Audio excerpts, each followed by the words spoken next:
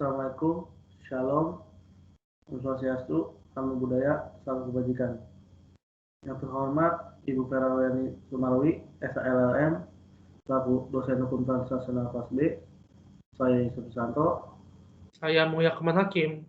Dari kelompok 2 ingin menyampaikan laporan kerja materi diskusi kami mengenai cara perolehan wilayah.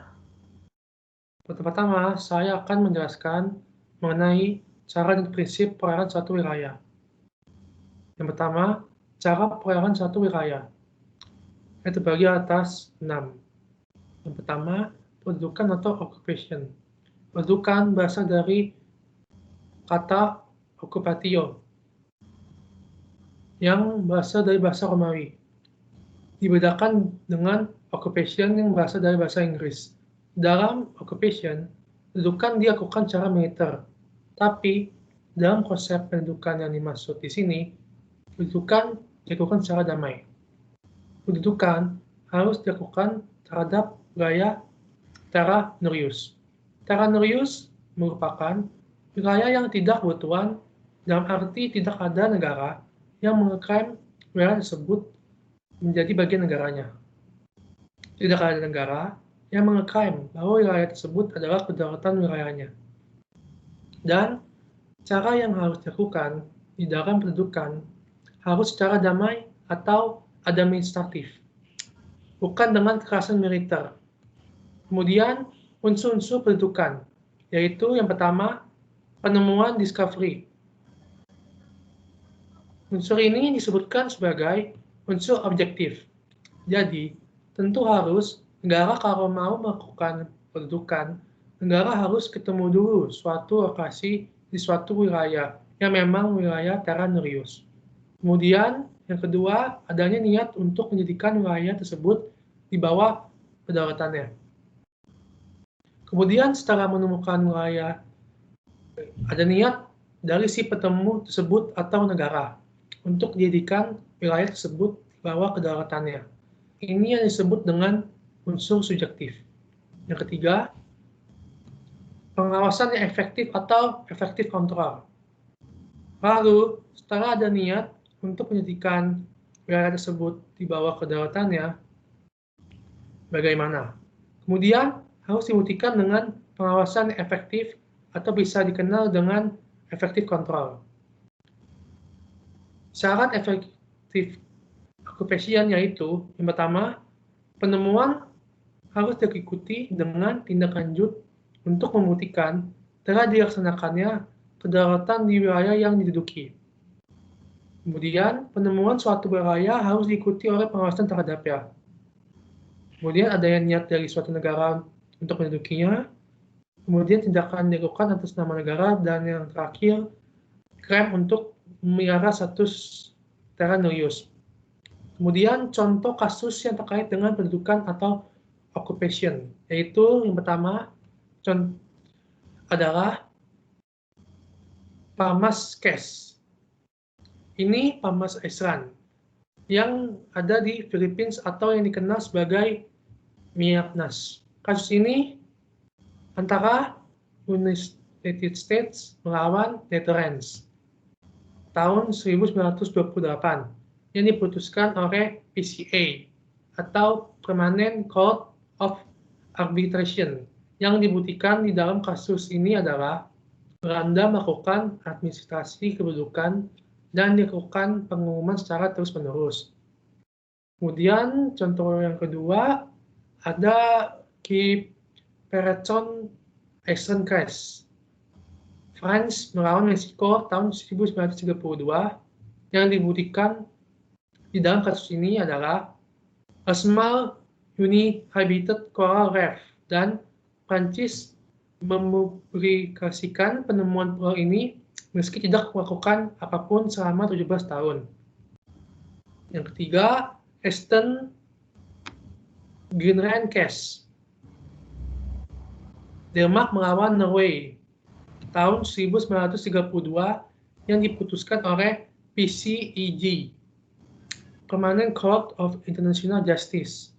Yang terjadi di dalam kasus ini adalah Denmark memberikan izin konsesi dagang dan sedikit hal-hal yang sifatnya administratif, serta penerapan hukum nasional Denmark.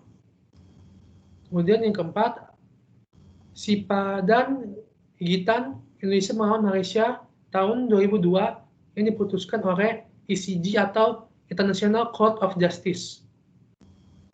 Yang terjadi dalam kasus ini adalah Inggris membuat berbagai peraturan membangun dan merawat mercusuar, dan Malaysia melakukan perlindungan lingkungan dan upaya navigasi seperti penyediaan mercusuar. Preskripsi atau prescription. Preskripsi atau prescription merupakan pemilikan suatu wilayah oleh suatu negara yang telah didudukinya dalam jangka waktu yang lama, dengan sepengetahuan dan tanpa ada keberatan dari pemiliknya. Jadi, ada pengusahaan de facto dalam jangka waktu yang lama atas wilayah yang secara de jure, wilayah negara lain. Konsep preskripsi mengadopsi ketentuan Brexit dari hukum perdata. Syarat preskripsi berdasarkan kasus Kasikiri dan Sududu Eisen antara Botswana dan Namibia. Dalam putusan ini, di dalam kasus tersebut, disampaikan menurut pengadilan ada syarat yang harus dipenuhi, yaitu yang pertama, kepemilikan dilaksanakan secara titre de souverain, atau memperlihatkan kewenangan atau kekuasaan suatu negara dan tidak ada negara lain yang mengklaim. Kemudian yang kedua, kepemilikan harus berlangsung terus-menerus dan damai. Yang ketiga, kepemilikan bersifat publik, diumumkan atau diketahui oleh pihak lain. Keempat, kepemilikan berlangsung lama, dan yang keempat dan yang kelima, pengawasan yang efektif. Contoh kasus yang terkait dengan preskripsi yaitu yang pertama, Nigerian melawan Kamerun tahun 2002. Yang kedua, The Sovereign over Pedra Branca atau Pulau Batu Putih, Middle Rock and South Red. Ini sengketa antara Malaysia dengan Singapura tahun 2008. Yang ketiga, Eastern of Paramas Case, United States melawan Belanda tahun 1928. Lalu yang ketiga, dengan cara aneksasi atau penaklukan atau annexation. Aneksasi atau penaklukan atau annexation merupakan penggabungan negara terhadap wilayah negara lain dengan cara paksaan ke dalam negara yang melakukan aneksasi. Pada zaman dulu ini merupakan suatu hal yang sudah lazim dilakukan untuk memperluas wilayah. Dan syarat aneksasi yaitu wilayahnya benar-benar telah ditaklukkan dan kehendak secara formal oleh negara penaklukan untuk menganeksasi. Contoh aneksasi adalah negara Israel dengan Palestina. Aneksasi dilarang oleh hukum internasional dan dasar hukumnya adalah 1. Brilliant Kelo Pact tahun 1928, lalu ada pasal 2 ayat 4 Piagam PBB, dan terakhir deklarasi prinsip-prinsip hukum internasional untuk hubungan baik dan kerja sama antar negara tahun 1974. Lalu yang keempat, dengan cara akresi atau accretion. Akresi atau accretion merupakan cara memperoleh wilayah melalui proses alam terhadap wilayah yang sudah ada di bawah kedaulatan suatu negara. Dan akresi tidak perlu tindakan formal atau pernyataan dari negara yang bersangkutan. Contoh akresi atau accretion yaitu timbulnya tanah, yang kedua ada pembentukan pulau di mulut sungai, lalu ada perubahan arah sungai sehingga terjadi dataran baru, lalu ada letusan gunung api di dasar laut, misalnya yang terjadi di Jepang. Lalu yang kelima ada kelima dengan cara cesi atau cession, pengalihan wilayah secara damai dari suatu negara ke negara lain yang dilakukan melalui perjanjian dan syaratnya hak yang diserahkan tidak boleh melebihi hak yang dimiliki oleh negara yang mengalihkan dan merupakan pemilik yang sah wilayah tersebut. maka semua hak berdaulat di wilayah tersebut beralih ke wilayah yang baru. Cara diberlakukannya cesi adalah 1. Sukarela, lalu kekerasan atau kalah perang dipaksa menyerahkan sebagian wilayah pada pemenang secara damai melalui perjanjian internasional. Lalu ada jual beli, misalnya Alaska yang Rusia jual kepada Amerika Serikat pada tahun 1867. Lalu tukar menukar, misalnya wilayah Heligoland dengan Zanzibar itu dulu ditukar antara Jerman dengan Inggris pada tahun 1890. Lalu penyewaan, wilayah Hong Kong yang dimiliki oleh Cina disewa oleh Inggris pada tahun 1898 sampai 1997. Penyerahan Elsass-Lorraine karena kalah perang yang diserahkan oleh Prancis kepada Jerman, lalu Jerman mengembalikan lagi kepada Prancis.